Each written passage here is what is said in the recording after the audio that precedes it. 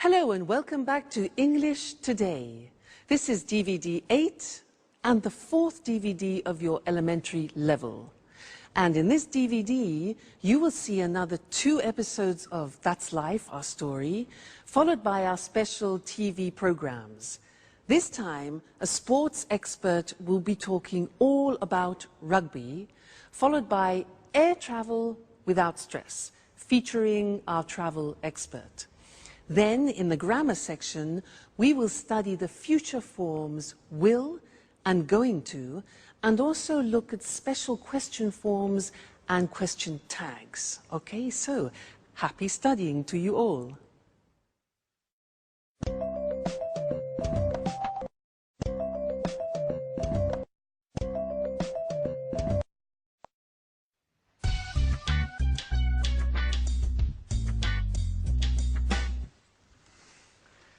How does this scarf suit me, Anne? Oh, very well.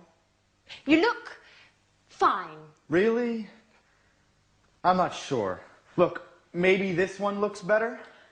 Don't panic, Peter. Everything is going to be all right tonight. I don't know. Actually, I have a sore throat. And I'm losing my voice. I'll sing badly tonight. I'm sure of it. Come on, Peter. You will sing very well. You are a professional singer. Don't forget it. Well, I'm going to have some tea. Would you like some? Thank you, Anne. I would really like a cup of tea, if it's not too much trouble. No, not at all. I'll just add some water to the pot. A cup of tea and my chocolate cake will keep your mind off the musical for 5 minutes at least. Shall I give you a hand? Oh, yes, thanks. Here is the cake.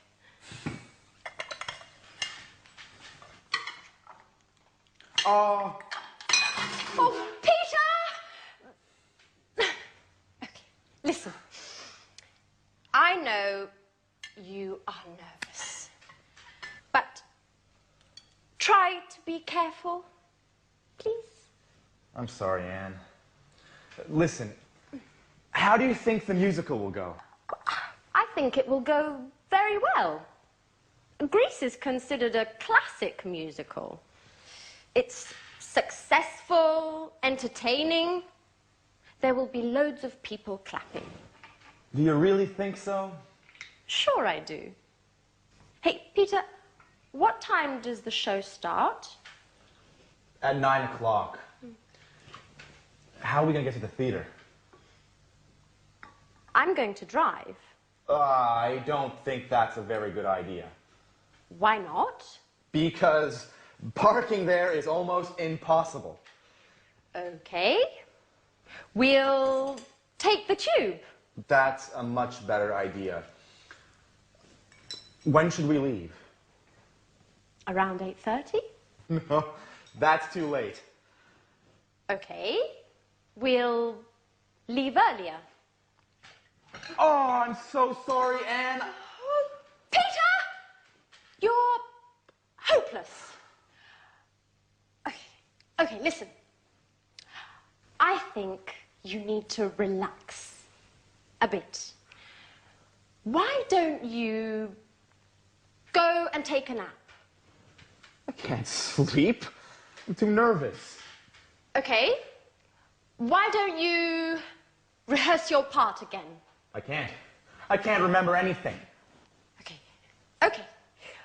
Go wherever you want. Just, please, leave me alone. Please.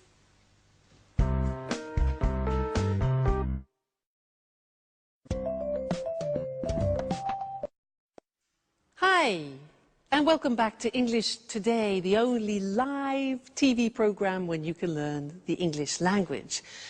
Did you see that Peter dropped chocolate cake and tea all over the table and Anne didn't really react? She's becoming more tolerant, isn't she? Great. Now, I have an interesting thing to teach you in this lesson, and it's about will. Now, people usually think that will, the future will, is very easy in English. But it isn't that easy. And in this lesson, I want to look at a particular use of will. Now, watch this. Listen. Imagine that I'm in Oxford Street in London shopping.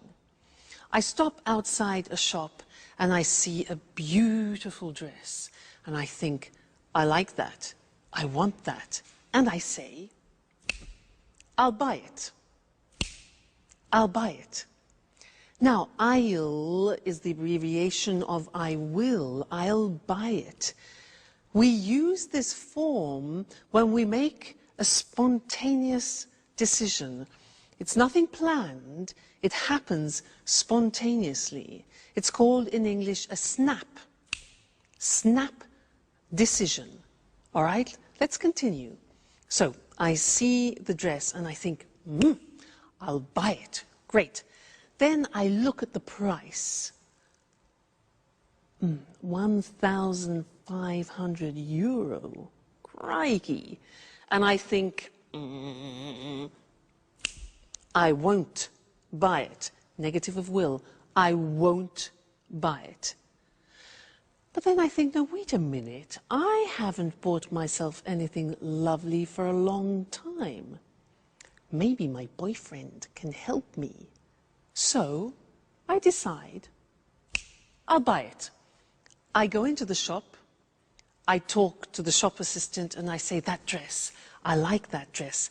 Can I try it? She says, yeah, sure. So I put it on, look at myself in the mirror and think, fantastic. I'll take it. So I go to the shop assistant and I say, I'll take it. She says, fine, madam. How would you like to pay? How would I like to pay? Cash? Must be joking. Cash? 1,500 euros cash? No. Credit card? Yes, exactly. I'll pay by credit card, okay? I'll pay by credit card. So, in my bag, here's my bag. Oh no! I left my credit card at home. What shall I do? Yeah, good. I'll come back tomorrow. I'll come back tomorrow, okay? And she says, that's fine, madam, that's fine, don't worry. She says, yeah, I'll put it aside for you, madam. I'll put it aside. And I'll say, great, thank you so much. Don't worry, I'll definitely come back tomorrow. Okay, now, all those were examples of snap decisions, spontaneous decisions, and that happens many times in a day. So, let's look at the form together. We have I will contracted to become I'll. Look at the examples. I'll try it. I'll take it. I'll pay by credit card. I'll put it aside for you. I'll make a bowl of pasta. And I'll come back later. So, snap, spontaneous decisions. I'll. All right? Now, the negative form we mentioned before, you heard me with the money, is won't. Be careful with the pronunciation. It's not want, it's won't. So the example is, I won't buy it. Or, I won't pay by cash. All right? So, will, won't. You can also ask a question in this situation of a snap decision. And you can say, shall I? Now that's a big change because will in the question form becomes shall. So we say, shall I make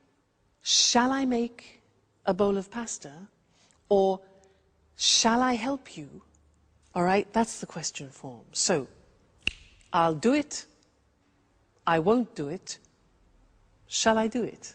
So those are snap decisions, very useful, very important, and not many people remember that use of will.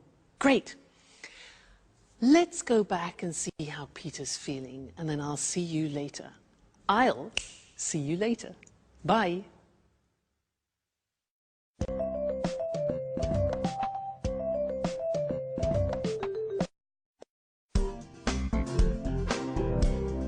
Hi, Anne. Hi, Peter. I'm starving. Is there anything to eat? How can you think about food at a time like this? Why? What's the matter? What's the matter? The performance is tonight. Come on, Peter. Don't panic. Everything is going to be all right tonight. Don't worry. Why does everyone tell me the same stupid things? Because it's the truth. Look, Peter. Take this lucky charm. I bought it in Portobello Market this morning. I'll give it to you as a lucky mascot. Remember, you have to kiss it 3 times. And then keep it in the right pocket of your jacket. Why just in the right pocket? Well, I don't know. The woman who gave it to me said that this is what you have to do. Anyway, I'm sure it will bring you luck. I'm not so sure. Why not? Shall we bet on it? All right. Sounds like fun. How much? Oh, let's make it interesting. If it brings you luck, you'll take me for dinner at Bluebird. Bluebird? Are you crazy? That's London's most expensive restaurant. I know. But the musical is important to you, Peter, isn't it? Well, all right, Alice. What will you do if it doesn't bring me luck? Well, I will cook dinner for a month. But you can't cook. Aha, Peter. That's why I said it. This way, I'm sure you will make it bring you luck.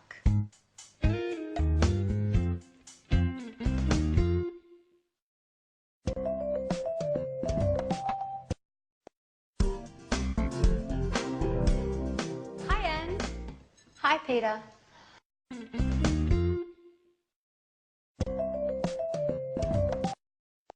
Hello again and welcome back. The most expensive restaurant in London. Good for Alice. Now in this lesson I want to look at the future again, but at a new form of the future, and it's the form going to. And in the episode we heard Anne say everything's going to be all right. So I want to look at that form with you now. And to illustrate it, I want to tell you about something wonderful that happened to me. I've just won, in fact, 20,000 euro. And I have to decide what to do with this money. And I have a few intentions, so let me tell you about them. Firstly, I'm going to relax for a few days in a spa, hopefully with my boyfriend. Relax in a spa, hot water, you know, wonderful. Then I'm going to visit some old friends in Canada that I haven't seen for a long time, so that's good. Then what? Yes, then a dream. I'm going to travel around Turkey, and I'm going to go in a hot air balloon over Cappadocia. Fabulous. Then what? I'm going to organize a surprise holiday for my parents in Egypt. Another thing, let's see, another intention that I have. Oh yes, I'm going to buy another double bass for my boyfriend because You know, it's an expensive instrument and he needs it for his work. So I'm going to buy that. Then what? Oh, yes, I'm going to buy another Jack Russell Terrier to keep Suki companion. And the last thing, well, I think I'm going to put the rest in the bank. All right? Now, I was explaining to you my intentions for the future. And when you do that in English, you use a particular form in the future, and it's going to. Let's look at that on the screen. So, the verb to be plus going to and then the infinitive. So the examples that I was using is this form. I'm going to have some tea. For example, you see the verb to be, going to, and the infinitive. He's going to sing well. So he, third person, changed the auxiliary. He's going to sing well. Everything's going to be all right, as Anne said. They're going to take the tube, you know, the underground in London. They're going to take the tube. Now, very often when you hear this form, you hear a pronunciation like gonna. So they're gonna take the tube. And that's when we completely contract they are going to, and it becomes gonna. And often you see that in subtitles in English on films. Gonna. Okay? Now, the negative form is easy. It's the negative of the auxiliary to be. So, I'm not going to leave tomorrow. I'm not going to leave tomorrow. He isn't going to return soon. And we aren't going to come with you. All right? Sometimes you hear, I'm not gonna. He's not gonna. That's when we speak quickly. All right? And then the question form, again, easy. You invert the subject and the auxiliary. How are we going to get there? How are we going to get there? Where is it going to happen? And when are they going to leave, or are they going to leave? All right, so that's another form of the future. And you can see slowly that the English future is quite interesting and quite complex. So, when you want to talk about your intentions, you use going to. And I'm going to see you in the next lesson. All right? Bye for now.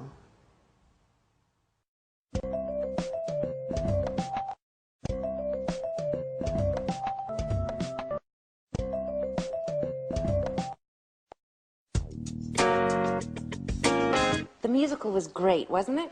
Yes, it was. Peter was excellent. Well, now let's think about the party. It's time for fun. Oh, by the way, who's coming to the party tomorrow? Well, David will be here. Mary, Paul, and Tom will be here as well. Everyone will be here. I wonder if Jack will be here. Jack? Why? He's leaving on a business trip tomorrow morning. He doesn't know exactly when he'll be back. Hey, girls. What are you talking about? Anne was telling me that you won't be coming to the party this evening. It isn't true, is it? Yes, it is. I'm afraid I can't. Business before pleasure. You never will change, will you? Excuse me. Hello?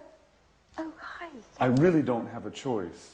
Listen, Jack, I was wondering if you really have to go away on business, or if you're not coming to Peter's party for some other reason. No, Sharon, I do have a business engagement.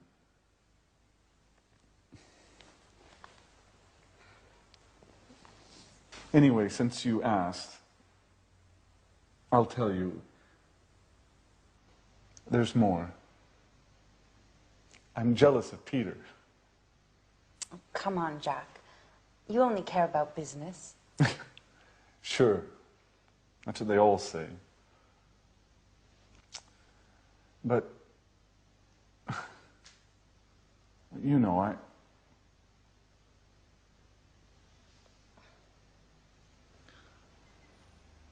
I'm interested in you. And Sharon, are you really interested in me?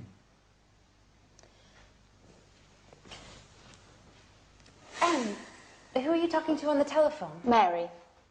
She wanted to know what time the party's going to start. I think it will start at about 9 o'clock, won't it? Well, girls, I have to go finish my presentation. See you later. Bye. Back to work. You'll never quit, will you? Oh, what a shame that Jack isn't coming. He's a very interesting person. I wonder if you're falling in love with him. Come on, you can tell me. Okay. But don't tell anyone. Yes. He's quite handsome.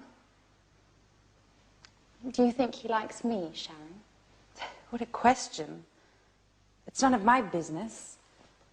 Don't be so difficult, Sharon. I was just asking, confidentially, your opinion. You are my friend, Sharon. I'm sorry, Anne. I didn't mean to hurt your feelings. I'm just a bit nervous these days. Why? Because of Peter. We're having some problems. I'm sorry, Anne, but I don't want to talk about that.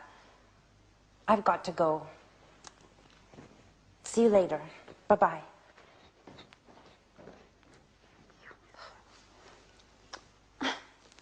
Oh, Jack, you're always so messy. You leave your things everywhere. But what's this in the pocket? What? It's Jack and Sharon. And he's kissing her. Oh my God. Now I understand everything.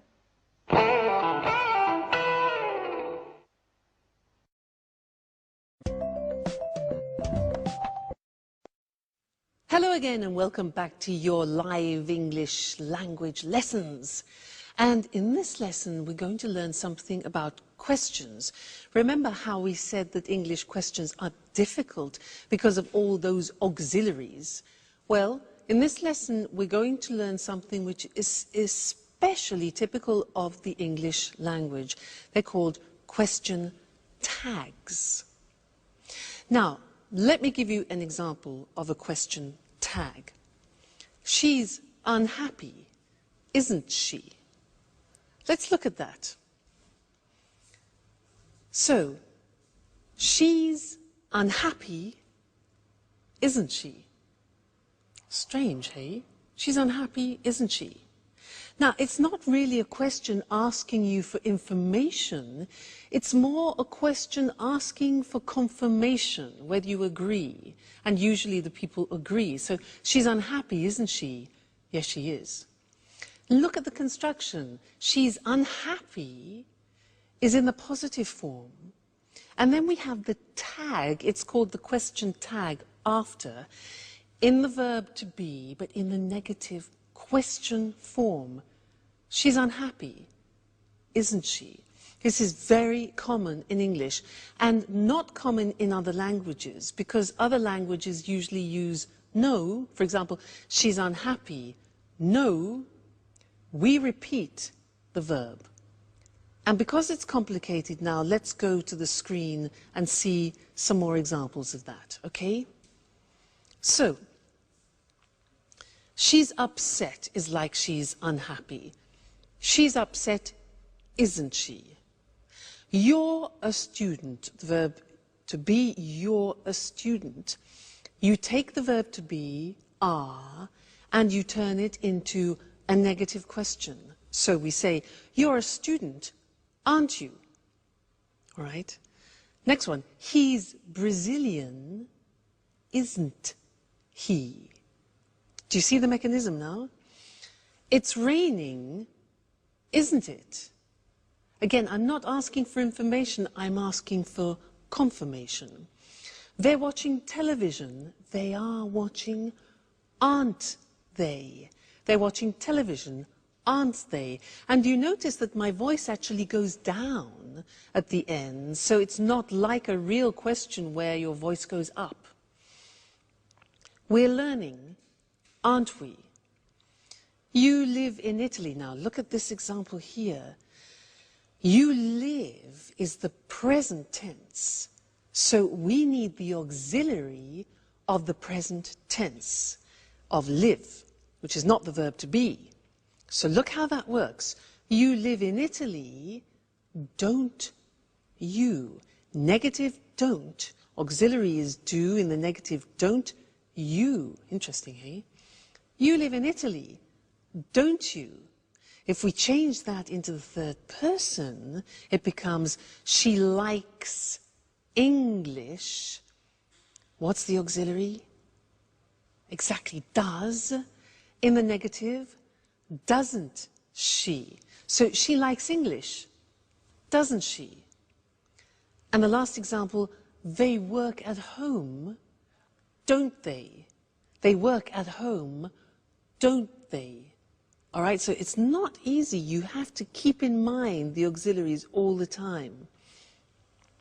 What happens if we begin with a negative sentence? For example, you aren't American. Well, then we use a positive tag. So, you aren't American, are you? Okay, aren't, are. She isn't a teacher. Is she? Negative, positive. He isn't watching TV, is he? They aren't playing today, are they? Let's change to the present tense. You don't play tennis, do you? We use the auxiliary do you? Question form. It doesn't work, does it? Third person. She doesn't like him, does she? And they don't come often, do they? Now, you're probably thinking, God, that's really difficult.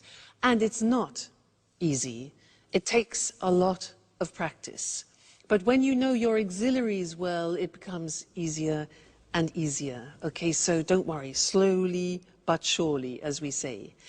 Now let's turn to that's life, and our friends are having a party. Let's go and join them. Bye.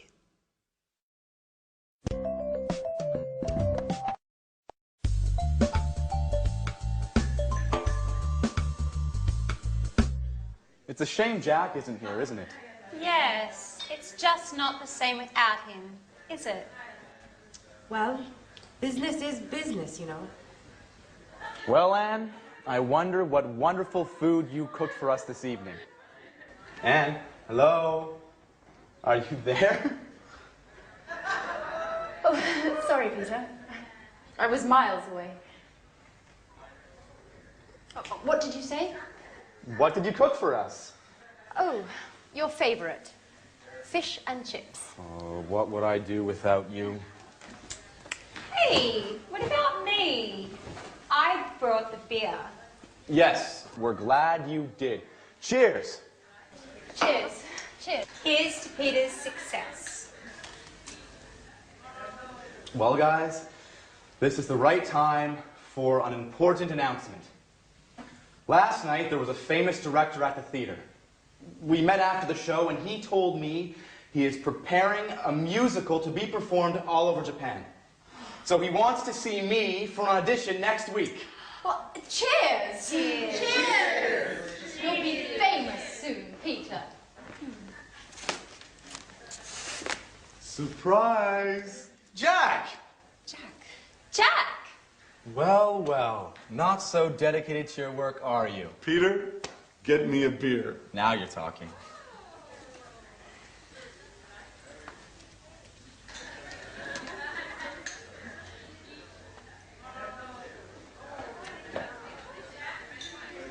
Hi, Anne. Is everything okay? Yes. No, Jack. Oh, everything's fine. It was just really a surprise to me.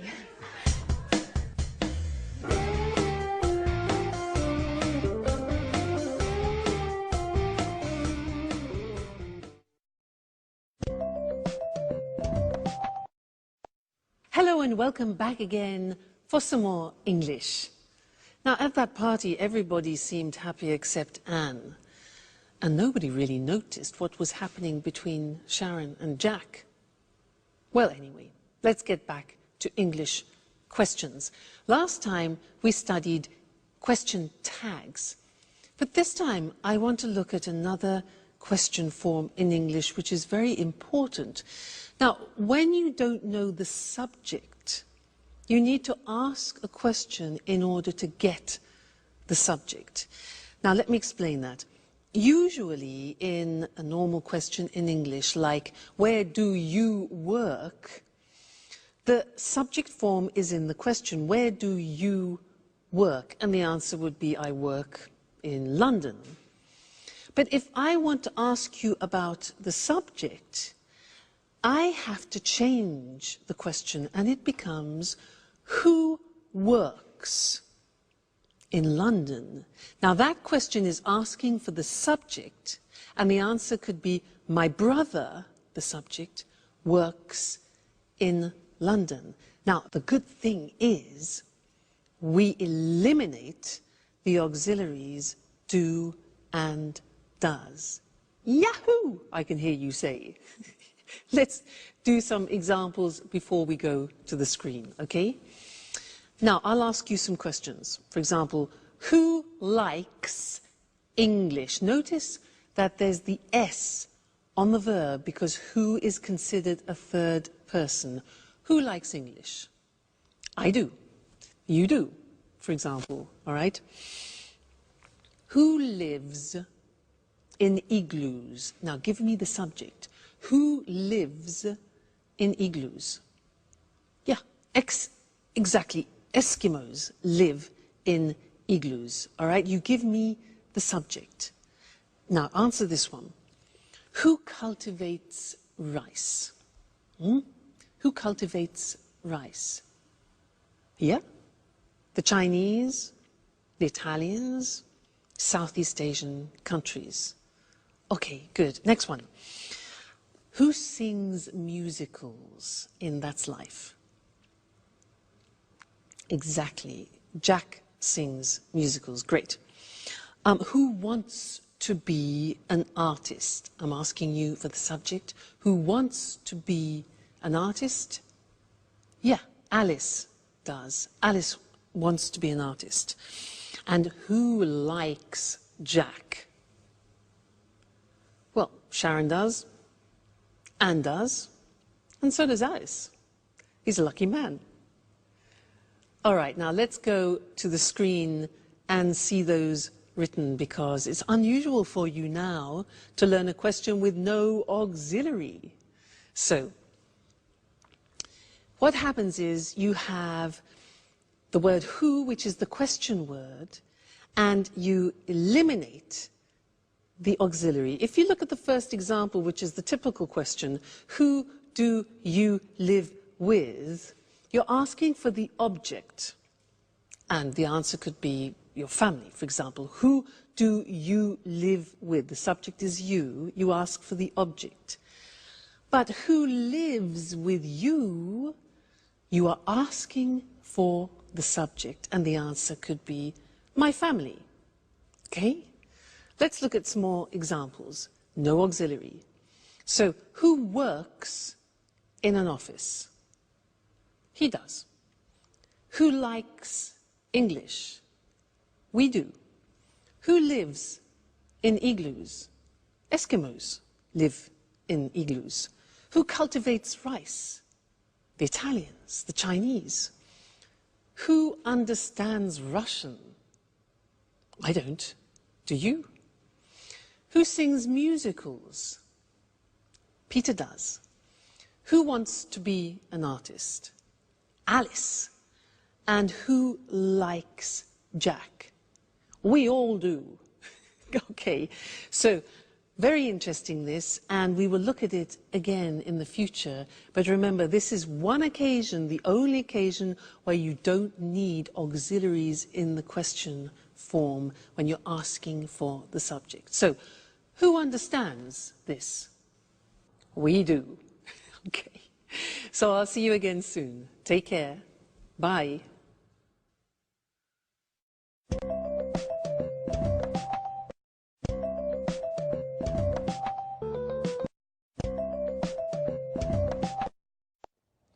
Good afternoon. Welcome to this week's edition of Sports Special. And welcome to John Forbes, our sports expert. Hello, Eric, and good afternoon to all our sports fans. Well, John, which sport are you going to talk about today? Today, I'd like to talk about rugby. Fantastic! I'm a real rugby fan. I think it's a really exciting sport. John, a question. Where did rugby start? Well, you know, Rugby is a town in England near Birmingham. Yes? There's a famous school there called Rugby School. It's one of the oldest schools in England. It opened in 1567. Anyway, boys at this school started the game. Really? And where is rugby played today? It's played all around the world, but there are 8 main countries. These are Ireland, Wales, England, Scotland, France, Australia, New Zealand and South Africa. And it's becoming more popular today in Italy and Argentina. Who plays rugby? Mainly men, but there are more and more women's teams. Really? Women? That's a surprise. That's right. There are more than 400 women's teams in England today. I see. John, can you explain to our viewers how to play rugby? Of course. Remember, rugby is very different from soccer. The ball's oval like an egg. There are 15 players in a team and the players can carry the ball.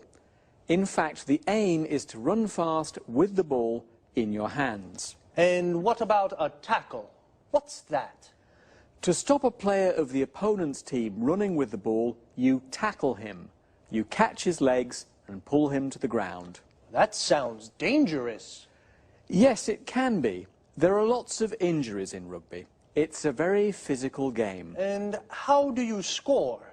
Well, you run with the ball and put it down on the ground at the opponent's end of the pitch. Of course, your opponents do everything they can to stop you from reaching their end of the pitch. You score a try if you cross the try line and put the ball down on the ground.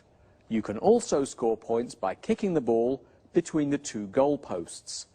The goalposts are very high. If you do this, you score a goal. So, there are tries and there are goals. That's right. Just one more question. What are scrums? Scrums are special to rugby. Players from the 2 sides push against each other to try to get the ball. Scrums sound dangerous too. Yes, they can be dangerous, but it's fun. You know, I used to play rugby. Really? Yes, but I injured my shoulder and had to stop. I just watch now. Well, I sometimes watch a game on Saturday afternoons. How about coming along? Sure.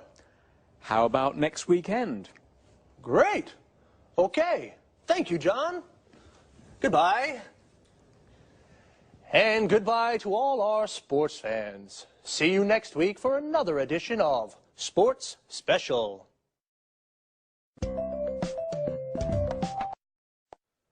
So, like in football, the group of players that play rugby together is called a team. In rugby, it's called a rugby team, and there are 15 players in a team. The players are called rugby players. Where do they play? On a rugby pitch. We also say a football pitch, which is where football players play football, and a cricket pitch, where cricket players play cricket. When we go to watch a rugby match, we go to a rugby ground.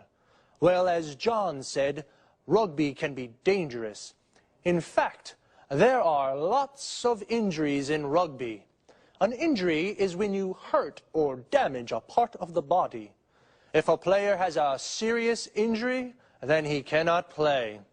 To injure is a regular verb. For example, if you break your arm, you say, "I injured my arm." Why is rugby so dangerous? Well, it's a very physical sport. This means you use your body a lot, and there is a lot of contact with the other players. When a player tackles, he stops a player from the other team by pulling him to the ground. This is called a tackle. To tackle is the verb. The aim of a tackle is to get the ball. You can tackle in football too, but you can only use your feet to get the ball. In rugby, you use your whole body. What about a scrum? This is a term specific to rugby. A scrum is when all the players push against each other to get the ball. As John explained, in rugby, there are two different ways of scoring. To score means to win a point for your team. You score a try when the ball touches the ground. You score a goal when you kick the ball between the two goal posts. Well, sports fans, that's all we have time for today. See you next time.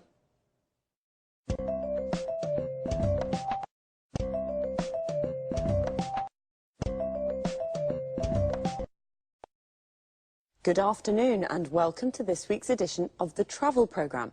And of course, welcome to Christine O'Tain, our travel expert. Hello, Lucy. Well, Christine, do you know that one of the main causes of stress in the West is air travel, according to research from the University of Illinois in the USA? You know, that doesn't surprise me. Air travel can be a very stressful experience. It seems that a lot of people start to feel nervous in the travel agency when they're buying the ticket or when they're buying the ticket online at home. Really? Well, why don't we give our viewers some advice on how to reduce that stress and enjoy air travel more? Sure. Just follow a few simple rules and you'll fly without any stress at all. The first rule, don't arrive at the airport late. Oops, I always arrive late. That's not a good idea. For a start, if you arrive at the airport early, you have plenty of time to check in. You can go straight through passport control and the security check. Then you have plenty of time to relax. You can do some shopping, have a drink, read a magazine or a book, all stress-free without worrying about missing the flight. You're right, Christine. It's important to arrive at the airport with plenty of time to spare. And what else can I do to make air travel less stressful? Well, another cause of stress is the amount of luggage that we take with us. We always take too much. Listen, don't take more than 20 kilos and only take one suitcase. Check the weight before you leave home and relax at the check-in. There's no need now to worry about excess baggage charges. It's always relaxing to save money. Definitely. And one last thing on the topic of luggage. Yes? Hand luggage. Take one small bag and don't put too much in it. Remember, you'll have to carry this around the airport. Good advice. You know, many people have a fear of flying. These people become nervous when the plane takes off and lands. Of course, I understand that people may feel nervous at these moments. They should remember that flying is the safest way to travel. So, relax and enjoy the flight. And you shouldn't look out the windows too much. Why not? Clouds are relaxing. But if you do feel nervous, you could try taking a tranquilizer. If you have a real fear of flying, they can help you relax. Don't take too many, though. Of course not. And try closing your eyes as the plane takes off and lands. Think of the beautiful place you're going to or the wonderful holiday you just had. Well, how to enjoy stress-free air travel. Don't arrive at the airport late. Don't take too much luggage. After passport control and the security check, relax with a drink and something interesting to read. Or perhaps do some shopping. And once you're on the plane, remember that flying is the safest way to travel. So thanks, Christine, for this very useful advice, and goodbye. Goodbye, Lucy, and safe travelling. See you soon with another edition of the Travel Programme. Goodbye.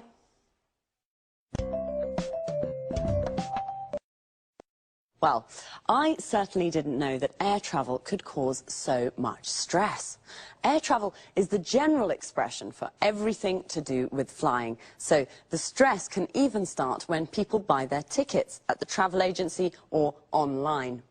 The travel agency is the place where you book a holiday or buy an air ticket. Online means you buy the ticket on the internet and you pay by credit card. To avoid stress, you should arrive at the airport with plenty of time to spare. To have plenty of time to spare means you have lots of time to relax. Notice how we say arrive at the airport, and relax is a verb. So you should arrive at the airport early so you can relax before the flight. If you arrive at the airport late, you could miss the flight. To miss the flight means you can't get on the plane and it leaves without you. Before you can get on the plane, you have to go through passport control. This is where you show your passport to an official.